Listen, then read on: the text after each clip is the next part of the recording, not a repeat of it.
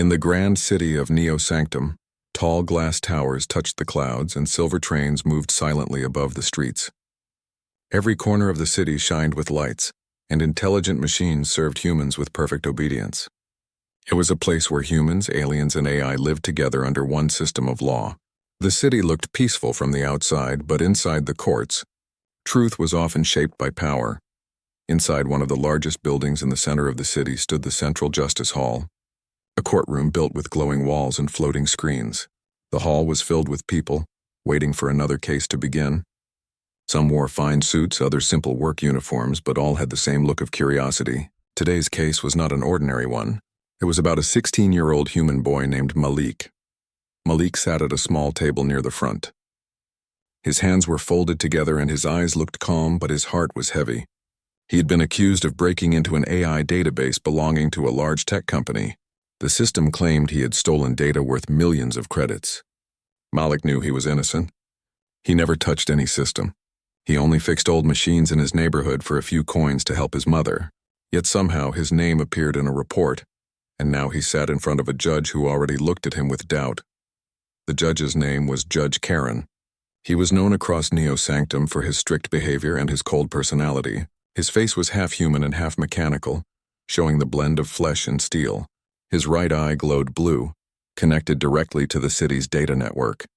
He looked at Malik for a few seconds, then leaned back and laughed softly. The sound echoed in the courtroom. "So this is the one accused of breaching a high-security system," the judge said with a smirk.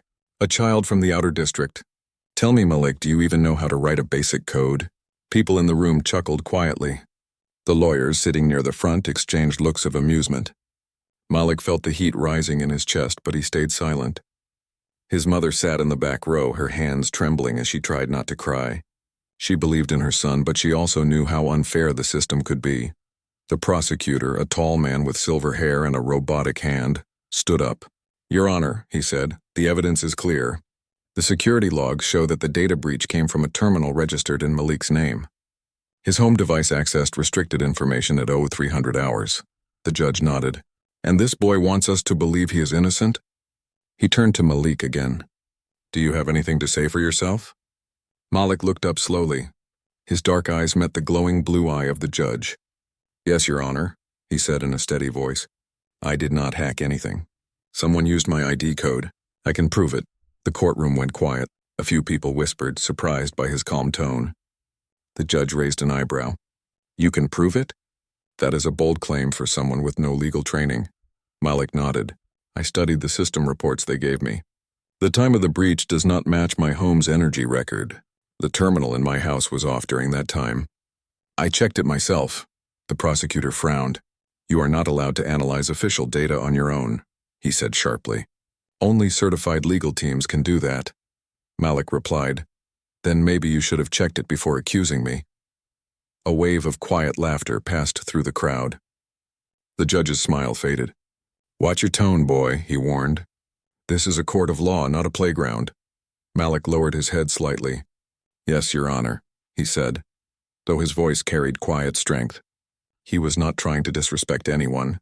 He just wanted to be heard. The judge motioned to the prosecutor. "Continue." The prosecutor brought up a holographic screen showing rows of data. "This is the access log," he said. "It shows the user ID M9482 registered to Malik, connected to the network from his home address." Malik studied the screen. His mind moved quickly, faster than most expected. "That code," he said, "is not complete. It is missing the signature key." The prosecutor looked confused. "What are you talking about?" Malik stood up. "Every user ID in Neo-Sanctum includes a 3-character key at the end, connected to the person's DNA code. My key is Q7L.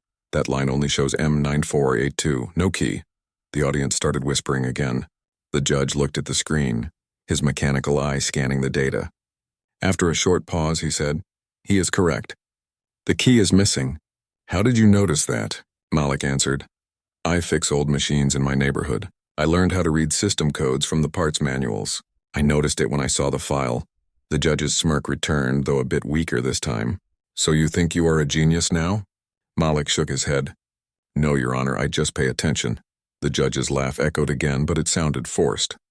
The prosecutor cleared his throat and quickly added new data to the display. Even if the key is missing, the location of access still matches his home. Malik looked at the screen again. That is also wrong. The access point shows District 12. I live in District 9. The signal came from a relay hub between districts. Someone used a clone connection. The judge leaned forward. The prosecutor's hands froze over his tablet.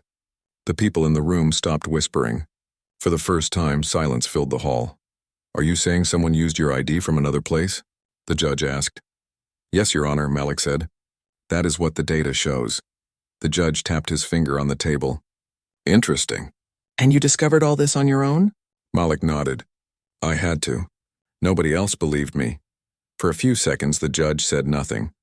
His mechanical eye glowed brighter, scanning the new data Malik mentioned. Then he looked up again. Do you have any evidence to prove this relay hub theory? Malik took a small data stick from his pocket. I saved a record of my device activity. You can check the timestamps. The prosecutor stepped forward, ready to take it, but the judge raised a hand. I will view it myself, he said. He inserted the stick into the console. The display lit up with energy readings from Malik's home. The power level showed 0 at 0300 hours, just as Malik claimed. The judge's expression changed slightly. His lips pressed together in thought.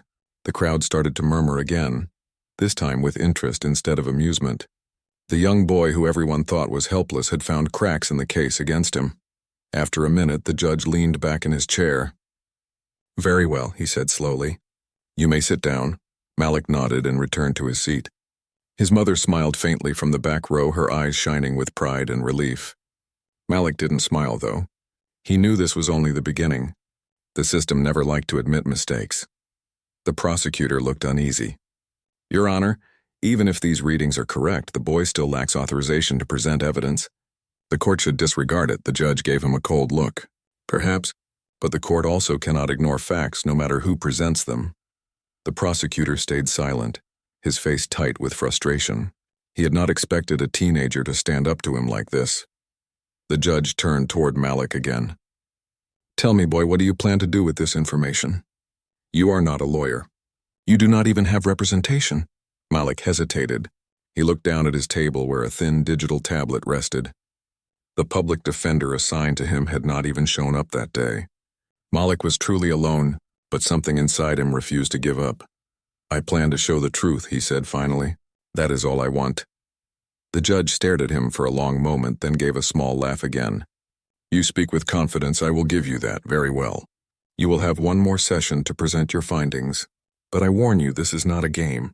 If you waste the court's time, you will face serious punishment. I understand, Malik replied.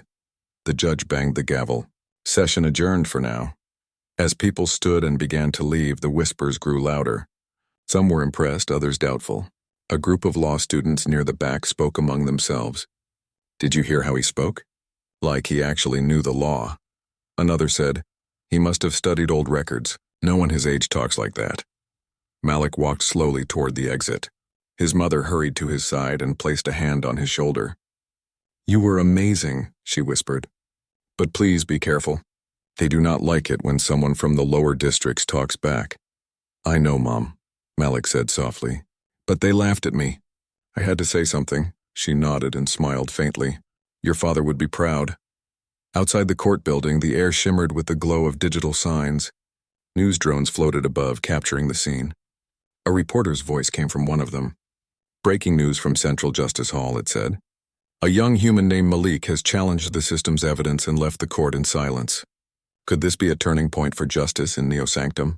Malik looked up at the sky where the drones hovered. He felt nervous, but also stronger than before. He knew the next hearing would be harder. The system would fight back and the prosecutor would not make the same mistakes again. But he also knew one thing clearly. He had a voice and he was not afraid to use it. As he walked away with his mother, the city lights reflected in his eyes. Deep inside, he felt something awaken, a spark of determination that burned brighter than the towers above. The laughter of the judge still echoed in his mind, but now it no longer hurt. It reminded him of what he had to prove. In the coming days, that courtroom would see something it had never seen before. But the morning light of Neo Sanctum spread across the city like soft fire. The silver towers reflected the sun and painted the streets below in gold. Air cars moved quietly above the highways, and robots began their daily cleaning routines. To the people of the city, it was just another day. But for Malik, it was the beginning of something far greater. He woke early, long before the streetlights faded. His small room was quiet except for the gentle hum of old machines. The walls were filled with tools and parts from broken service bots. In the corner stood a rusty terminal, one of the few working computers left from the early age of Neo-Sanctum. It had no modern connection ports, but Malik had upgraded it himself. He sat in front of the screen and took a deep breath. Today he had to prepare for the next court session. He knew the prosecutor would not take his discovery lightly. They would come with stronger evidence and perhaps even new witnesses. But Malik was ready. He was not afraid anymore. He placed his hand on the scanner and the old system flickered to life. Lines of code appeared on the screen, and a quiet digital voice greeted him. "Welcome back, Malik. System check complete." He smiled faintly. "Morning, Nira." Nira was not an official AI assistant. She was a small learning program Malik had built from scraps of free software. Over time, she had developed a kind personality. She helped him study, store data, and analyze court information. Nira's voice was calm. "You have received 3 new legal reports from the public data net. Do you wish to review them?" "Yes," Malik said. "Start with the case involving false ID access." The screen filled with legal texts. Malik read carefully. He had learned to read these records late at night, long after his schoolwork. The sentences were complex, written by lawyers and judges who loved long words, but Malik had trained himself to understand them. He saw patterns, found errors, and remembered every line that could help him. Hours passed quickly. By mid-morning, Malik's mother entered the room carrying a plate of bread and fruit. "You need to eat," she said softly. Malik turned, blinking his tired eyes. "Thanks, Mom. I'll take a break soon." She placed the plate beside him and looked at the glowing screen. "You have been up all night again. I don't want you to get sick." "I'll be fine," he said with a gentle smile. "I just have to learn a few more things." She sighed and sat on the edge of his bed. "I saw the news again. People are talking about you. Some say you embarrassed the judge. Others say you were brave." Malik looked down. "I didn't mean to embarrass anyone. I only wanted them to see the truth." His mother nodded slowly. "Then keep doing that. But remember, not everyone likes the truth." He gave a small laugh. "I know." After she left, Malik returned to work. He opened another file labeled Network Relay Records. He remembered his words in court about the relay hub and wanted to prove them fully. The city system had thousands of these hubs that linked the districts together. If someone had cloned his ID, there would be a trace. It was just a matter of finding it. "Nira," Malik said, "scan the relay logs from District 12 for the night of the breach." The screen glowed brighter. "Scanning," she replied. "There are over 2,000 entries. Please wait." Malik leaned back and stretched. Outside, he could hear the voices of children playing and the sound of a merchant bot calling for customers. His world was small compared to the shining districts where the rich lived, but it was his home. After a few minutes, Nira's voice returned. "Scan complete. I found an unusual access point. It used your ID but from a public terminal located at the edge of District 12. Malik's eyes widened. "Show me." A map appeared. A blinking red dot marked the exact location, a transport station near the city border. Malik recognized the place. It was far from his home. He smiled slightly. That's it. That's where they did it. But he also knew the court would not believe him without proof. He needed data from the station's security system. That was not easy. Only authorized users could access those files. He thought for a long moment, then opened an old directory. Inside was a code sequence he had written months ago. It was not for breaking systems, but for reading damaged files. He could use it carefully without crossing the law. "Nira," he said quietly. "Run the recovery sequence on the public record server. Use passive mode only." Nira hesitated. "That function has limited permission." "It might not work, I know. Just try." The system began to hum. The screen flickered as data streams appeared and vanished. After a few tense seconds, one image loaded clearly. A security record from the station camera. Malik leaned forward. The image showed a shadowy figure at the terminal. The person wore a hood and gloves. The timestamp matched the time of the data breach. He could not see the face clearly. But one thing caught his attention. The person had a mechanical arm with a glowing blue mark. Malik saved the image quickly. "That's enough, Neera. Stop the process." "Done," she replied. "Do you wish to file this in the evidence folder?" "Yes, label it Station Proof A." Malik sat quietly for a moment, his mind racing. Someone had set him up. But who and why? He had no enemies, no connections to large companies. He was just a boy from a small district. The only reason anyone would target him was because they thought no one would believe him. He clenched his fists. "They picked the wrong person," he whispered. By the time night came, Malik had gathered every piece of information he could. He wrote notes, prepared diagrams, and saved everything on a small data card. He was tired, but there was no fear in his heart. Only determination. The next morning, the courtroom was even more crowded than before. Word had spread about the previous session. Reporters filled the front seats.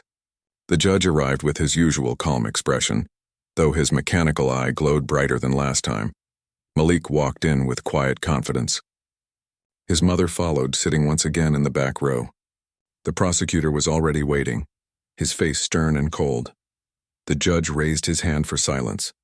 "We will now continue the case of Malik versus the state of Neo Sanctum. The court reminds everyone that order must be maintained." He turned toward Malik. "You requested to present your findings. You may proceed." Malik stood holding the data card. "Thank you, Your Honor." The prosecutor stepped forward quickly. "Objection, Your Honor. The defendant is not a licensed advocate.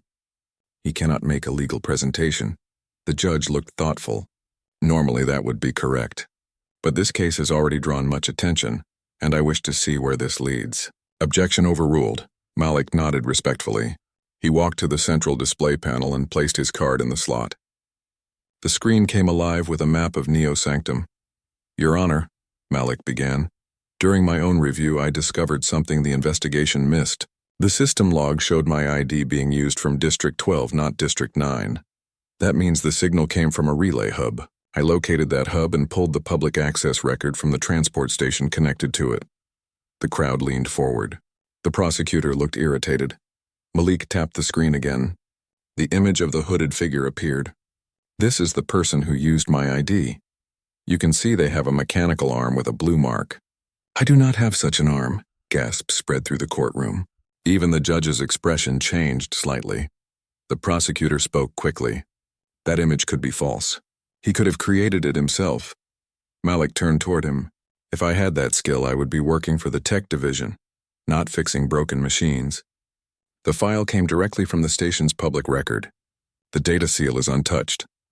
The judge's mechanical eye glowed again as he scanned the image. After a moment, he nodded slowly. "The seal is indeed original." The room filled with murmurs. The reporters began typing on their holographic pads. Malik stood straight, calm but firm. The prosecutor's voice trembled slightly. "Your Honor, even if this image is real, it does not prove the boy is innocent." "Perhaps he was working with this person," Malik replied immediately. "Then show me any message between us, any credit transfer, or any record that connects me to them." "You will not find any." The judge watched quietly, clearly impressed. Malik spoke with precision and respect. His words were simple, but every sentence carried logic. Finally, the judge said, "Enough for today. The court will verify this new evidence. We will meet again in 2 days." He banged the gavel once. As people began to leave, Malik felt a hand on his shoulder. It was a man wearing a clean gray coat. "You spoke well today," the man said. "My name is Darren. I am a junior lawyer with the city council. I would like to help you if you allow it." Malik looked surprised. "You would help me?" Darren nodded. "I have seen many trials, but never someone who could argue like you without training. You remind us what law should really mean." Malik smiled a little. "Thank you. I just want the truth." "Then we will find it together," Darren said. When Malik left the courtroom, the crowd outside started cheering softly. Cameras followed him as he walked beside his mother. She looked at him proudly. "You did more than I ever dreamed," she said. Malik looked toward the tall buildings shining above. "Not yet," he said quietly. "The real fight starts now." Far away in a dark office inside the tech company, 2 figures watched the newsfeed in silence. One of them had a mechanical arm with a blue mark. The other, older and calm, said, "The boy is smarter than we thought. Prepare the next step." We can't let this go public. The rain fell quietly over Neo's sanctum that evening. Silver drops slid down the glass walls of the towers, reflecting the city's neon lights. The streets were wet and bright, filled with the hum of drones moving through the mist. Inside a small apartment in District 9, Malik sat at his desk watching the rain through the window. His mind was full of thoughts. The courtroom had changed everything. For the first time, people had listened to him. For the first time, he had a voice. Beside him, the old computer hummed softly. Nira's voice filled the room. You have received 12 new messages. 8 are from news reporters. 2 are from legal students asking for interviews. 1 is from the city council office. Malik blinked. The city council? Yes, Nira said. It is from a lawyer named Darren. Malik smiled faintly. Play it, a small hologram appeared. It was Darren, the man who had spoken to him outside the courtroom. His voice was calm but full of purpose. Malik, I spoke with my superiors. They have allowed me to assist you officially. I will represent you in the next hearing, but I want you to stay involved. You have a gift, and I think together we can uncover the truth. Meet me tomorrow morning at the Public Law Center. Malik leaned back in his chair and exhaled slowly. The weight that had been pressing on his chest felt lighter. For the first time, someone from the higher districts wanted to help. The next morning, he arrived at the Public Law Center. The building was large and bright, filled with moving screens that displayed old and new court cases. Darren met him near the entrance, holding a digital tablet.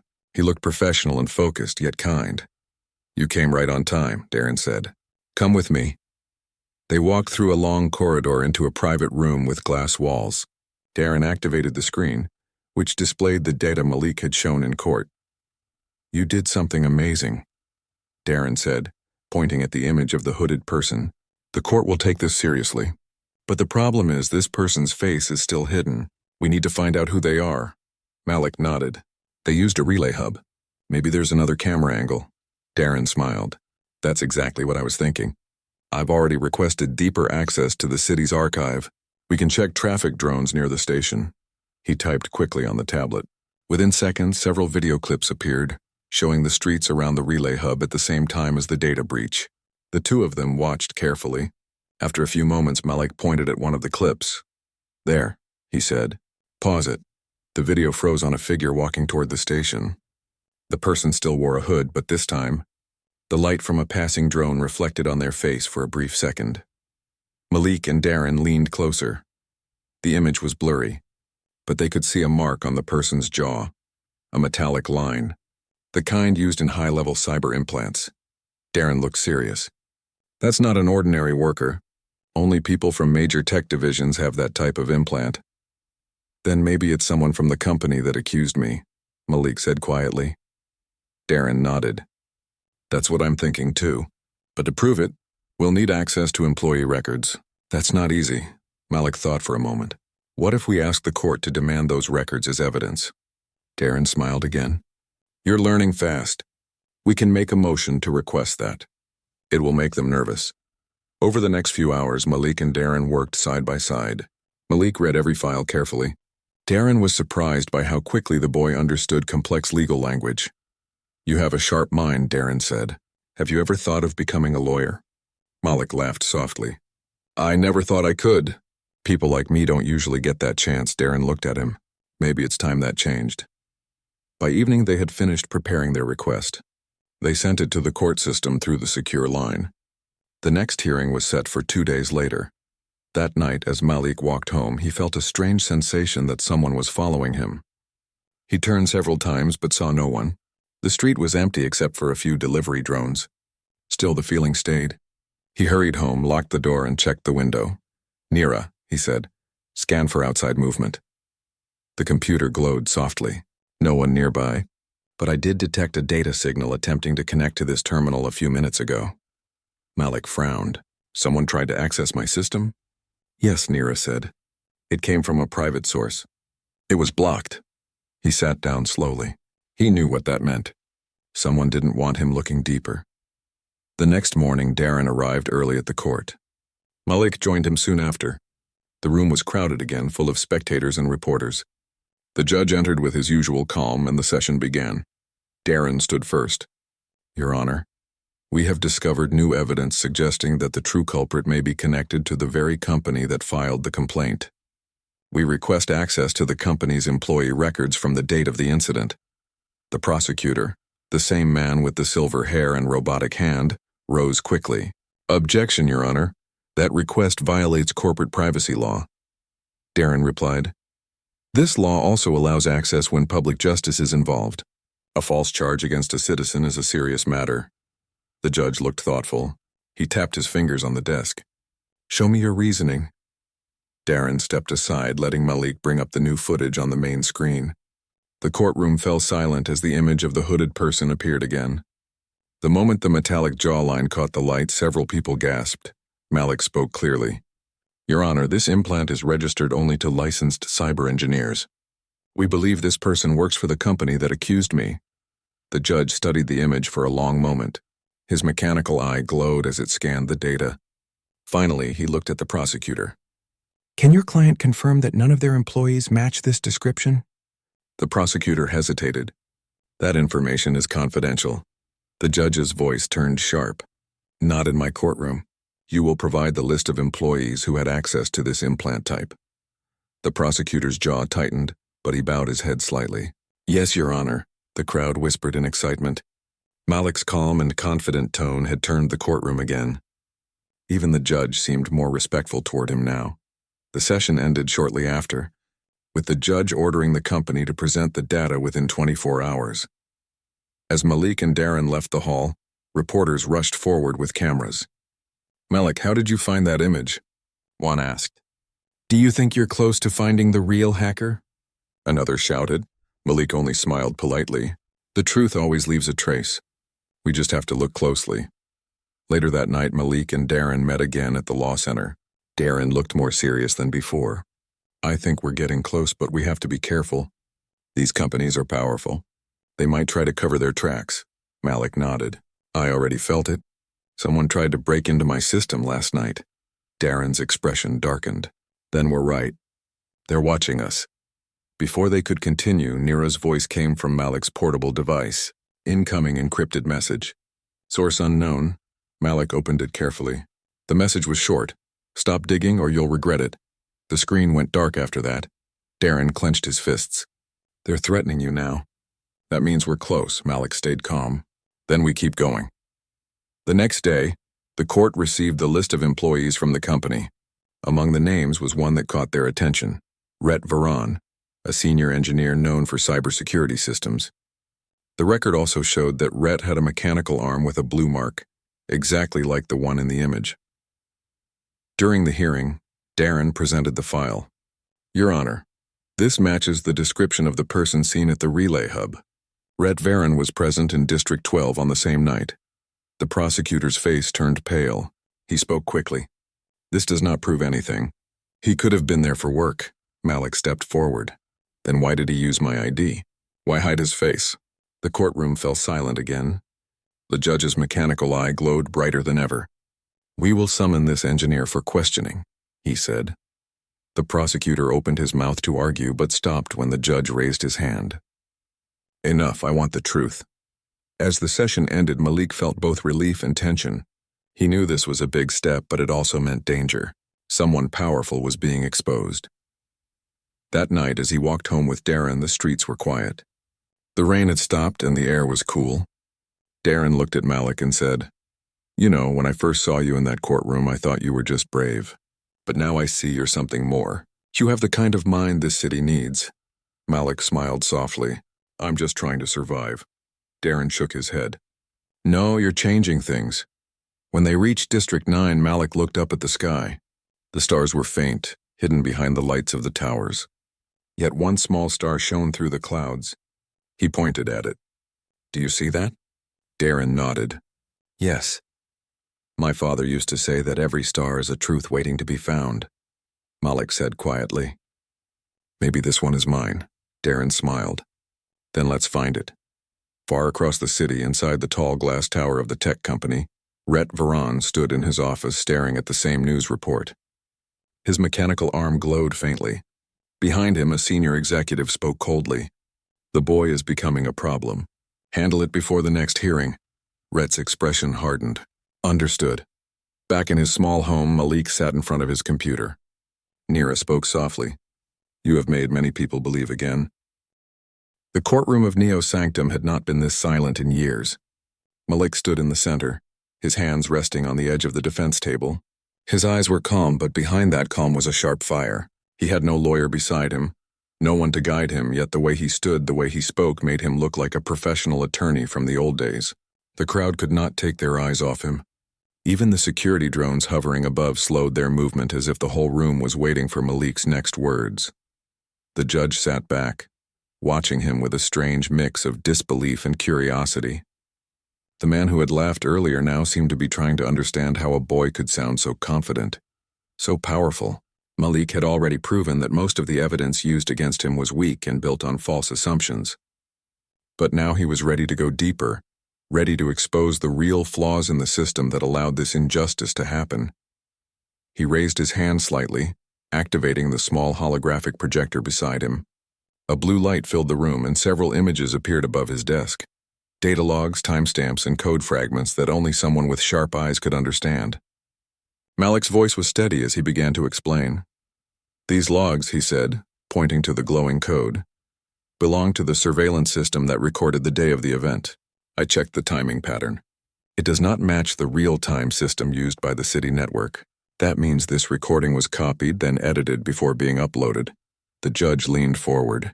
You are suggesting someone changed the evidence? Malik nodded. Not suggesting, Your Honor, I'm showing it. He turned the projection again, showing another set of records. This signature here, the code that created the file, belongs to a restricted administrator account. A normal user could not have done this. Only someone inside the system could make this happen. Gasps spread across the room. The reporters in the back began recording every second. The prosecution tried to object, but Malik kept his focus. Objection is not needed because truth cannot be stopped, he said quietly. The prosecutor, a tall man with a thin digital headset over his temple, stepped forward. Your Honor, this is absurd. The boy is speculating without permission to access government files. He should be held in contempt. But Malik turned toward him calmly. I used public data from the city's open logs. Nothing I show here is restricted. You can check it yourself. The truth is open to all who look for it. The crowd murmured again. The judge waved his hand for silence. Malik continued. This trial was built on a false assumption that I, a student from the lower sector, could hack into a government drone for fun. But that assumption was built on bias, not logic. The system wanted a quick answer, and I was the easiest one to blame. He paused for a moment. His voice softened, but every word carried weight. I am not asking for special treatment. I am asking for fairness. That is what justice means. Not fear, not pride. Only fairness. Even the guards at the doors seemed to stand straighter as his words filled the air. The judge's eyes moved to the hologram again. This data you are showing, how did you learn to analyze it like this? Malik smiled slightly. From the city library. The one people say no one uses anymore. I read every record about system design and old court cases. I wanted to understand how things work. I guess today it helped me. The judge looked thoughtful. The prosecutor looked uncomfortable. Malik knew he had to keep going while their minds were still open. He tapped the console and another set of images appeared. A city map, layered with connection lines. This line, he said, tracing a glowing route with his finger, shows the data path of the drone that supposedly malfunctioned. The government says it was reprogrammed by me, but the connection log shows it linked to a server located outside the city grid, near the private hub of a tech company called Nova Gene Systems. The name made a stir in the courtroom. Nova Gene was one of the most powerful corporations in Neo Sanctum, known for making security tech and AI systems. If a government drone connected to their system, Malik continued, then the problem was never about me. It was about someone trying to hide their own test failure. They let the blame fall on a student because it was easier than facing the truth. The judge leaned back, rubbing his chin. He looked at the prosecutor. Is there any record of this connection? The prosecutor hesitated, his face pale. Not that I am aware of. Malik spoke again. Then I will show you, Your Honor. The log is from an independent monitoring bot I built myself. It records network activity around my area. It caught the same link the day before the incident. The time matches exactly with the drone malfunction. He displayed the evidence. The pattern was clear. The audience began to whisper again. Malik could see the change in their faces. The disbelief had turned into respect. He stood taller now, not proud, but steady. The truth was on his side. For a moment no one spoke. Then the judge said quietly, "You have done something few in this courtroom ever do, young man. You have presented truth without fear." Malik bowed his head slightly. "Thank you, Your Honor, but I only spoke what was already there. The truth belongs to everyone." The judge looked thoughtful again. "You understand that this information could have serious consequences?" "Yes," Malik said. "But if the system hides behind power, then it will never be fair. Someone has to show that humans are not weak, not blind, and not afraid to face mistakes. We learn from them." There was something in his tone that made even the judge pause. The courtroom that once mocked him now listened like students listening to a teacher. Every sentence Malik spoke was clear, honest, and without arrogance. He was not fighting for himself alone anymore. He was speaking for all those who had been unheard. The judge looked toward the prosecutor. "Do you have any further questions for the defendant?" The prosecutor hesitated again, then shook his head. "No, Your Honor," the judge nodded. "Then we will recess for 1 hour before final statements." As the court emptied, people whispered to each other, trying to understand how a teenager had just turned a hopeless case into a powerful lesson on truth and fairness. Malik stayed in his seat, breathing slowly. He was tired, but his mind was clear. His friend Lena came to him quietly. "You did it, Malik," she said softly. "You made them listen." Malik looked up at her. "Not yet. They are listening, but they have not accepted it. I have to finish this. If I stop now, they might twist the story again." She nodded. "You will finish it. Everyone out there believes you now." Malik smiled faintly. "Belief is good, but proof is better." When the court resumed an hour later, the judge returned with a new tone. The arrogance was gone. His voice was calm, respectful even. "Mr. Malik," he said, "you have presented evidence that challenges not only this case but also the way we handle justice. Do you wish to add anything before I review the final decision?" Malik stood again, facing everyone. His voice filled the room with quiet strength. "I only wish to remind this court that fairness is not a privilege. It is a duty. If the system protects lies, then it is broken. But if it protects truth, then it gives hope to everyone, no matter who they are or where they come from. I am not here to win. I am here to show that truth should never bow to power." For a long moment, the judge said nothing. The silence stretched until even the reporters lowered their devices. Then the judge spoke softly. "This court will review all presented evidence. But I must say, young man, you have done something extraordinary."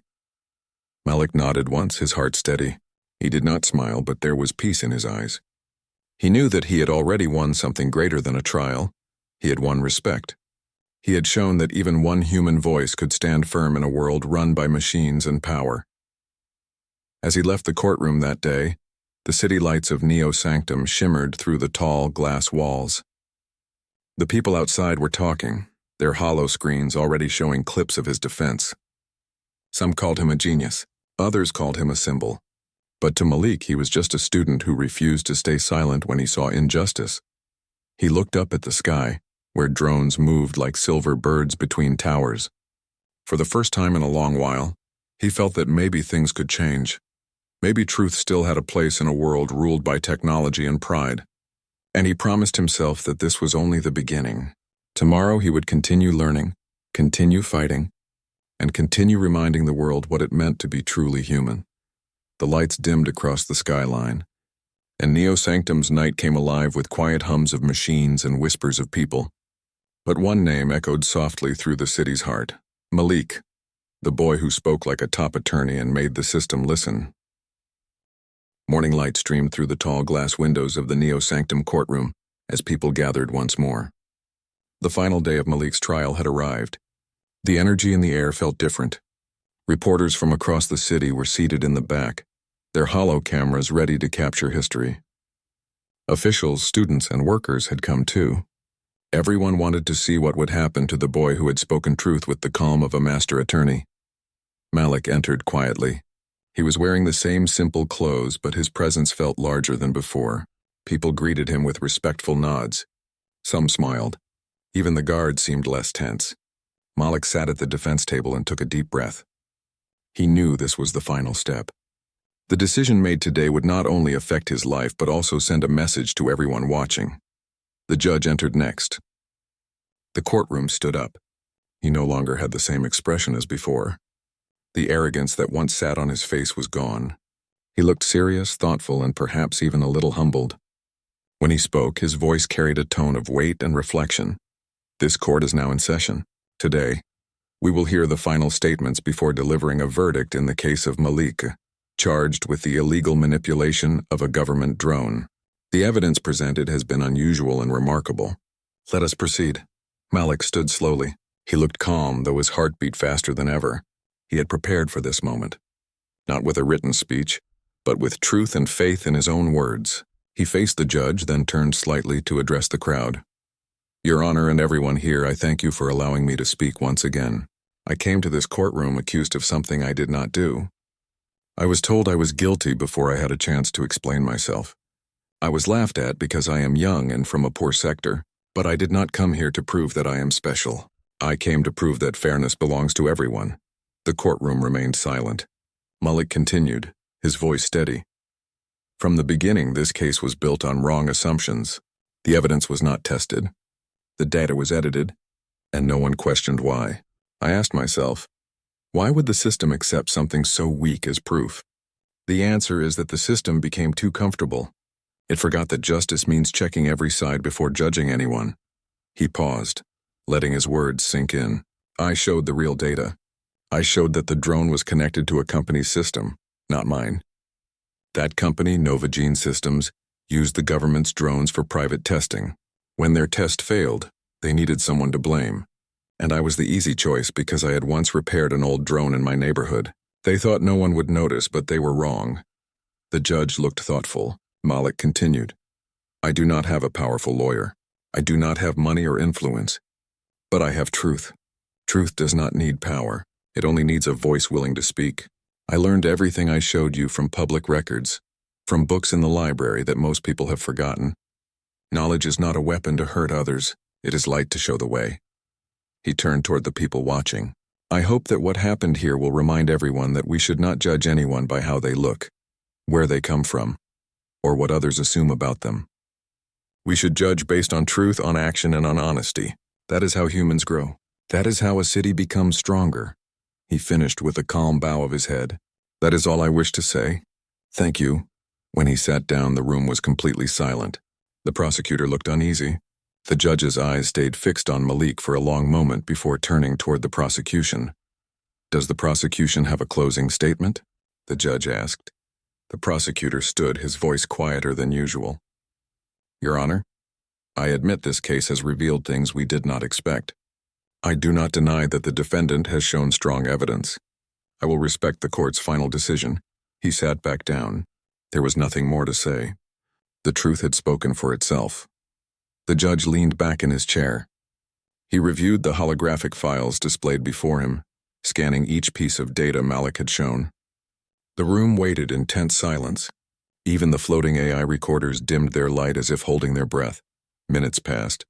Then the judge spoke slowly, clearly. This court finds that the evidence provided by the defendant exposes significant irregularities in the prosecution's case. The surveillance data was indeed modified. The connection to Novagene Systems is verified through independent logs. Therefore, the charges against Malik are dismissed. This court declares him innocent. The words hung in the air for a moment before the silence broke. The crowd erupted in applause. Some people stood. Others cheered softly. Malik closed his eyes, letting the relief wash over him. His hands trembled slightly, but his heart felt light. He had done it. The judge raised his hand for quiet. However, he continued, this court also acknowledges the exceptional conduct of the defendant. Malik, your intelligence, courage, and respect for the law are admirable. You have reminded us what justice truly means. You have reminded us that the purpose of this place is not power but fairness. This court commends you. He turned toward the audience. Let this case be recorded as a reminder. Truth can come from any voice, no matter the age or background. Malik stood once more and bowed respectfully. Thank you, Your Honor. When he walked out of the courtroom, cameras followed him. People outside the building cheered as he stepped into the bright city sunlight. Reporters asked questions, but Malik did not stop for interviews.